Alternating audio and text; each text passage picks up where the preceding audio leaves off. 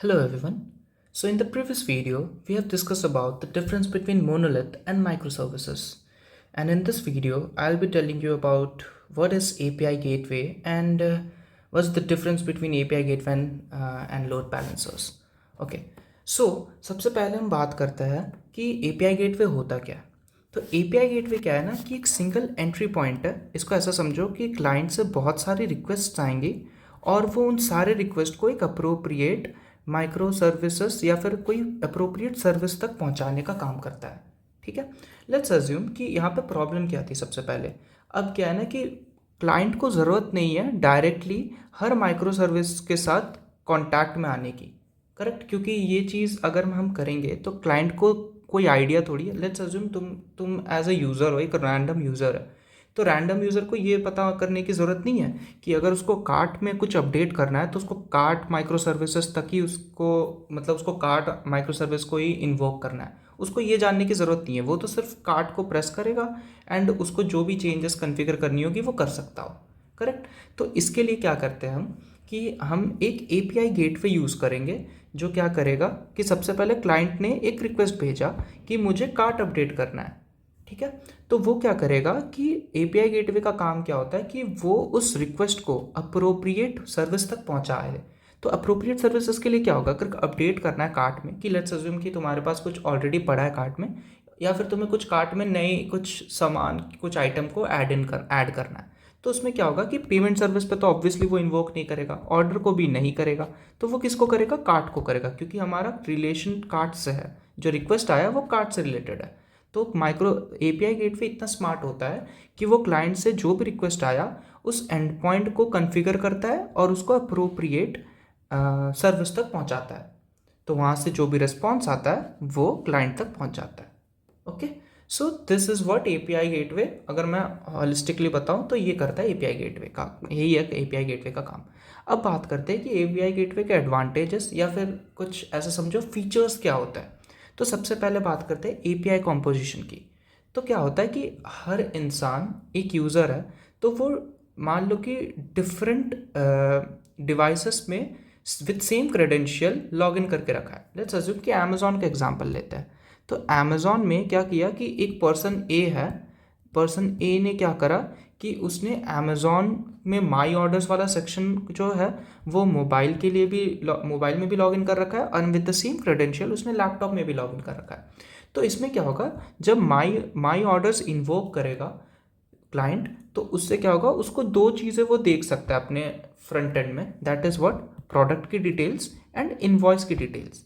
But at the same time जब उसने my orders invoke किया on laptop which is a bigger device compare to mobile, तो उसको उसने प्रोडक्ट डिटेल्स भी देख सकता है, वो इन्वॉइस भी देख सकता है and eight the same time वो रेटिंग्स वगैरह भी देख सकता है। तो इससे क्या होता है कि API गेटवे जो होता है ना वो APIs को मैनेज करता है कि कौन कौन से सर्विसेज को इन्वोक करना है। जैसे कि ये प्रोडक्ट डिटेल्स कौन से सर्विस से आएगी, प्रोडक्ट सर्विस से आएगी।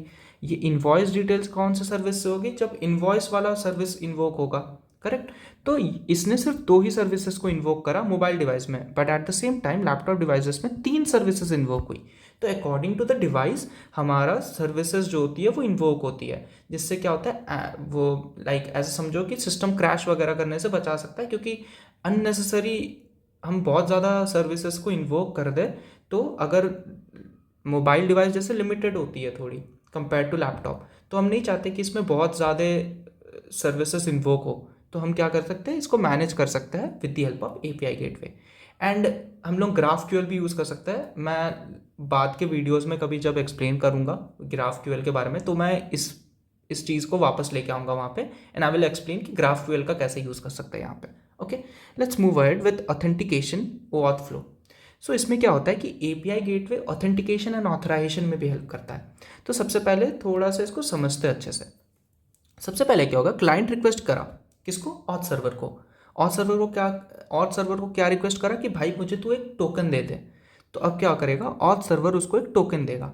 जनरली टोकन जो होती है वो जावा JWT टोकन हो सकती है, कुछ भी हो सकता है, ठीक है।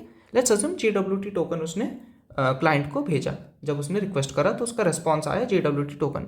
अब क्लाइंट क्या करेगा, क्लाइंट को कुछ तो रिक्वेस्ट API रिक्वेस्ट करना पड़ेगा ना, लाइक उसको कुछ एपीआई रिक्वेस्ट करना है, लेट्स अज्यूम वापस अमेजोन पे ही आ जाते हैं हम। अमेजोन में मान लो उसको पेमेंट सर्विस को इन्वोक करना है, उसको कुछ पेमेंट करना है, तो एपीआई रिक्वेस्ट में कुछ होगा /API/V1/पेमेंट, है ना, ऐसा कुछ होगा, राइट, एपीआई एंड पॉइंट। तो उस एपीआई एंड पॉइंट के साथ हम क्या करेंगे, उसमें टोकन ऐड करके उसको एपीआई गेटवे में भेज देंगे। अब क्या है कि समझो, सबसे पहले क्लाइंट ने क्या किया, ऑथ सर्वर से टोकन लिया और उस टोकन को एम्बेड कर दिया किसके साथ, एपीआई रिक्वेस्ट के साथ, और उसको भेज दिया एपीआई गेटवे के पास। अब जब एपीआई गेटवे के पास गया वो टोकन प्लस रिक्वेस्ट, वो क्या करेगा, उस टोकन को वैलिडेट करेगा। क्या करेगा, सबसे पहले वो एपीआई सर्वर से पूछेगा कि भाई इस पर्टिकुलर टोकन से कोई क्लाइंट लिंक्ड है। अगर उसका आंसर आता है yes this client is linked with this particular token, तो वो क्या करेगा, वो जो क्लाइंट है वो वैलिड हो जाएगा। और उसके बाद एपीआई गेटवे क्या करेगा, अगर वो टोकन वैलिड हुआ तो उसको अप्रोप्रिएट माइक्रो सर्विस को वो इन्वोक कर देगा। तो इस केस में, हमारे केस में तो पेमेंट से रिलेटेड था, तो पेमेंट सर्विस जो है वो इन्वोक हो जाएगी। तो ये है प्रॉपर ऑथेंटिकेशन। तो इससे एक चीज़ समझो, सबसे इंपॉर्टेंट चीज़, ऑथेंटिकेशन में तो एपीआई गेटवे हेल्प करता है। अब समझो कि लेट्स अज्यूम कि एपीआई गेटवे ना होता तो क्या होता, हमें सबके सारे सर्विसेज के लिए हमें अलग से बेसिकली ऑथेंटिकेशन लगाना पड़ता, ऑथेंटिकेशन मैकेनिज्म यूज़ करना पड़ता। यूज़र के लिए अलग से ऑथेंटिकेशन सिस्टम होता, पेमेंट का अलग ऑथेंटिकेशन होता, प्रोडक्ट का अलग होता। अब इसको क्या करा हमने, इन सब के लिए ऑथेंटिकेशन सिस्टम जो है हमने सेंट्रलाइज कर दिया कि सबसे पहले रिक्वेस्ट एपीआई गेटवे के पास जाएगा, एपीआई गेटवे उसको ऑथेंटिकेट करेगा। अगर वो यूज़र ऑथेंटिकेटेड रहा तो फिर वो अप्रोप्रिएट माइक्रो सर्विस से इन्वोक हो जाएगी। तो बेसिकली हमने क्या करा कि जो ऑथेंटिकेशन है उसको सेंट्रलाइज कर दिया कि हर एक सर्विस के लिए हमें ऑथेंटिकेशन चेक करने की ज़रूरत नहीं है अब। तो ये काफ़ी बड़ा पॉइंट हो जाता है, क्योंकि जब बहुत सारे सर्विसेज होते हैं उन सब में ऑथेंटिकेशन मैनेज करना इज़ वेरी डिफिकल्ट। तो हमें इन लाइक बड़े स्केल में सेंट्रलाइज ऑथेंटिकेशन सिस्टम चाहिए ही होता है। तो एपीआई गेटवे का यहाँ पे बहुत बड़ा रोल होता है। Okay, let's talk about the third point, that is service discovery. तो सर्विस डिस्कवरी में थोड़ा सा डीप डाउन में ले जाता हूँ। तो सबसे पहले क्लाइंट ने ऑर्डर वाले रिक्वेस्ट को इन्वोक करा, करेक्ट, रिक्वेस्ट करा ऑर्डर से रिलेटेड कुछ भी, तो एपीआई गेटवे के पास गया। अब ऐसा समझो कि एक यूज़र है, ठीक है, अब यूज़र में बहुत ज़्यादा ट्रैफिक आ गया, ठीक है, बहुत ज़्यादा। तो क्या हुआ कि यूज़र ने क्या करा, उसके दो इंस्टेंसेस क्रिएट कर लिए, ठीक है, user 1 end user 2, individual scaling करके। इंडिविजुअल स्केलिंग में यही होती है कि उस पर्टिकुलर सर्विस के इंस्टेंसेस क्रिएट हो जाता है। और लेट्स अज्यूम कि ये यूज़र 1 जो है वो एक लोकल मशीन वो एक मशीन M1 पे चल रही है, या फिर वो एक दूसरे मशीन पे चल रही है, और यूज़र 2 भी एक डिफरेंट मशीन पे चल रही है। और उन दोनों का मशीन का आईपी एड्रेस मान लो x.y.z है और इसका a.b.c है, ठीक है, ये दो आईपी एड्रेस है डिफरेंट मशीन्स के। एंड लेट्स अज्यूम कि ये मशीन पोर्ट 4000 पे चल रही है और ये 4001 पे चल रही है। अब मैं ये क्यों एक्सप्लेन कर रहा हूँ, अब यहाँ पे आता है वापस। तो क्लाइंट ने ऑर्डर सर्विस को ऑर्डर से रिलेटेड कुछ रिक्वेस्ट भेजा, ठीक है, एपीआई रिक्वेस्ट, और वो गेटवे के पास गया। अब गेटवे को पता है कि इस ऑर्डर से ही रिलेटेड कुछ करना है इन्वोक हमें, मतलब बेसिकली तुम ऑर्डर सर्विस को ही इन्वोक करना है मुझे।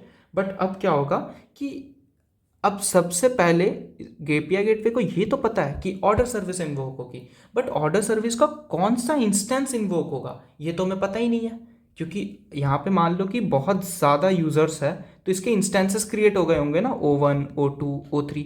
अब O1 O2 O3 में से कौन से वाले सर्विस को हमें इन्वोक करना है ये तो हमें पता ही नहीं है। तो ये कौन बताता है, सर्विस डिस्कवरी। तो सर्विस डिस्कवरी का काम क्या होता है कि वो क्या करता है, हर एक इंस्टेंस का आईपी और उसका पोर्ट सेव करके रख लेता है।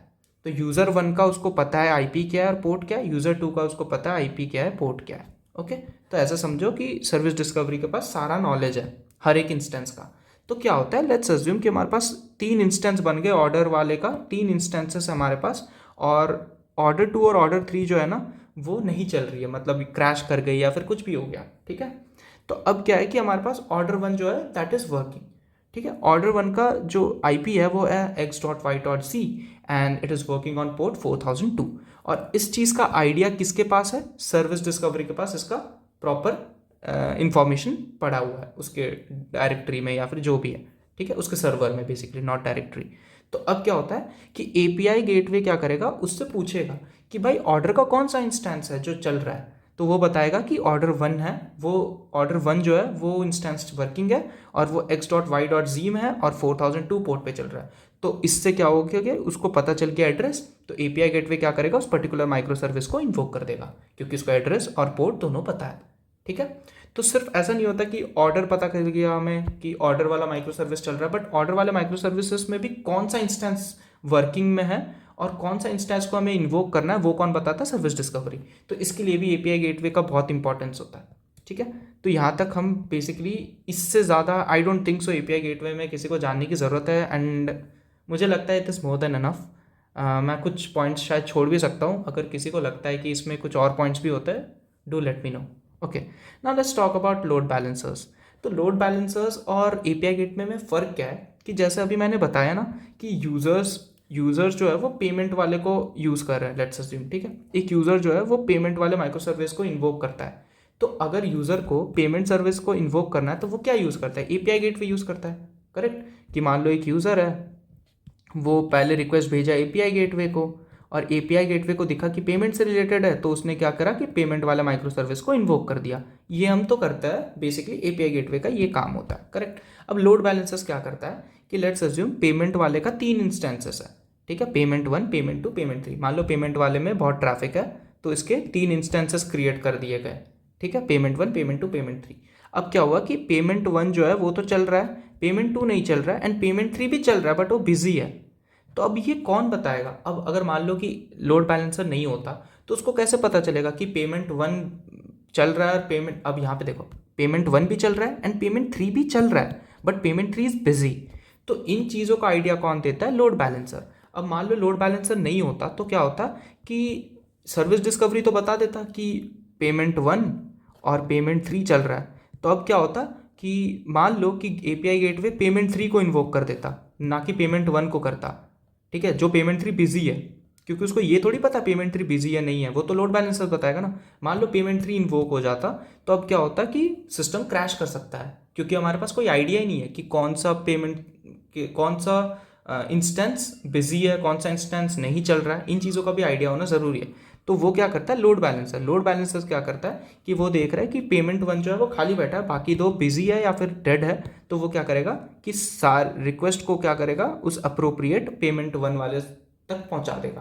तो एपीआई गेटवे का सॉरी लोड बैलेंसर का काम क्या होता है कि सारे रिक्वेस्ट को रिडायरेक्ट करना, सारे रिक्वेस्ट को बांट देना। ठीक है, तो ये होता है लोड बैलेंसर। नाम से ही पता चल रहा है, लोड को बैलेंस करना मतलब लोड को डिस्ट्रीब्यूट कर देना ताकि बैलेंस हो पाए। तो ये काम है लोड बैलेंस। सो हमने load balancer and API gateway के बारे में डिस्कस कर लिया, एंड बेसिकली ये तो हमें समझ आ गया कि एपीआई गेटवे कैसे वर्क करता है एंड लोड बैलेंसर्स का क्या काम होता है। बट बड़े स्केल पे लाइक रीजन वाइज वो काम कैसे करता है, जब हम लोग AWS देखते हैं हमें काफ़ी फैसिनेटिंग लगता है, बट वो काम कैसे कर रहा है बड़े स्केल पे। तो रीजन वाइज लेट्स थोड़ा डीप डाउन करते हैं और समझते हैं। तो सबसे पहले क्या है कि क्लाइंट एक कुछ भी हो सकता है। क्लाइंट तो मतलब एक इंसान है जिसने क्या करा कि उसको कुछ ऑर्डर करना है उसको, मान लो। तो उसने इन्वोक करा एक एपीआई कॉल। ठीक है, तो एपीआई कॉल एक इन्वोक हुआ क्योंकि उसने ऑर्डर वाले पे प्रेस कर दिया, ऑर्डर नाउ पे। तो उसके बाद क्या होगा कि जो ब्राउज़र है वो एक HTTPS रिक्वेस्ट क्रिएट करेगा जिसमें कुछ कैरेक्टर्स होंगे, है ना। अब ब्राउज़र को तो भाई ये कैरेक्टर्स पता नहीं है क्योंकि जिसको हम लोग बेसिकली डोमेन नेम बोलते हैं, DNS। तो इनके बारे में तो कैरेक्टर्स को ब्राउज़र को पता ही नहीं होता, तो वो रिक्वेस्ट कहाँ भेजेगा। ठीक है, तो बेसिकली ब्राउज़र जो है वो तो IP एड्रेस समझता है ना सिर्फ, बट उसको तो कैरेक्टर समझ नहीं आते। तो अब क्या होगा कि DNS लोड बैलेंसर कॉल होगा, और DNS लोड बैलेंसर का काम क्या होता है कि DNS लोड बैलेंसर बताता है कि हर रीजन में जो API गेटवे है उसका IP एड्रेस। ठीक है, तो यहाँ पे हमारे पास 2 रीजन है। ठीक है, इसमें कैम्ब्रिज एंड बॉस्टन है। तो ये रीजन जो होगा वो मैसेच्यूसेट्स मान लो, क्योंकि अब अच्छा मैं समझाता हूँ पहले रीजन एंड AZ होता क्या है। तो रीजन का मतलब हो गया कि स्टेट की तरह समझो, region is equivalent to state, and तो कैम्ब्रिज और बॉस्टन जो अवेलेबिलिटी जोन है AZ, उसको तुम सिटी की तरह समझो। ठीक है, तो जैसे कैम्ब्रिज सिटी हो गया, बॉस्टन सिटी हो गया। अब ये बॉस्टन और कैम्ब्रिज स्टेट के अंडर फॉल करता है विच इज़ मैसेच्यूसेट्स, करेक्ट। तो रीजन वन हमारा मैसेच्यूसेट्स हो गया, and the second region is SF and LA। So SF and LA is in Cali, so California तुम्हारा हो गया region 2। Okay, now let's talk about कि हो रहा क्या कि सबसे पहले लाइक HTTP रिक्वेस्ट इन्वोक हुई जब तुमने ऑर्डर नाउ दबाया। उसके बाद क्या हुआ कि DNS लोड बैलेंसर के पास गया, क्योंकि कैरेक्टर्स ब्राउज़र जो है वो IP एड्रेस के थ्रू बात करता है, कैरेक्टर्स डोमेन के थ्रू बात नहीं कर सकता, उसको समझ नहीं आता डोमेन। तो वो DNS लोड बैलेंसर के पास गया। DNS लोड बैलेंसर क्या किया कि हर रीजन से API गेटवे का IP एड्रेस लेकर आ गया, ठीक है। तो हमारे पास दोनों API गेटवे, बेसिकली दोनों रीजन के API गेटवे का IP एड्रेस है। अब क्या होगा कि एक यूज़र है, मान लो एक यूज़र है और वो सबसे ज़्यादा क्लोज है रीजन 1 के, या मतलब रीजन A के सबसे ज़्यादा क्लोज है, like he is very close to Massachusetts, ठीक है। तो अब क्या होगा कि DNS लोड बैलेंसर क्या करेगा कि गेटवे A, ठीक है, API गेटवे A तक वो रिक्वेस्ट को इन्वोक कर देगा, ठीक है। तो जो रिक्वेस्ट था वो कहाँ चला गया, रीजन 1 पे चला गया, रीजन A पे चला गया। क्यों? क्योंकि यूज़र जो है वो सबसे ज़्यादा क्लोज है रीजन A के, ठीक है। अब यहाँ रिक्वेस्ट जाने के बाद सबसे पहले वो चेक करेगा कि सबसे पहले वो सर्विस डिस्कवरी का यूज़ करके चेक करेगा कि भाई जो यूज़र है वो कौन से अवेलेबिलिटी जोन के क्लोज है, कि वो बॉस्टन शहर के ज़्यादा सामने है या फिर कैम्ब्रिज शहर के ज़्यादा सामने रहता है।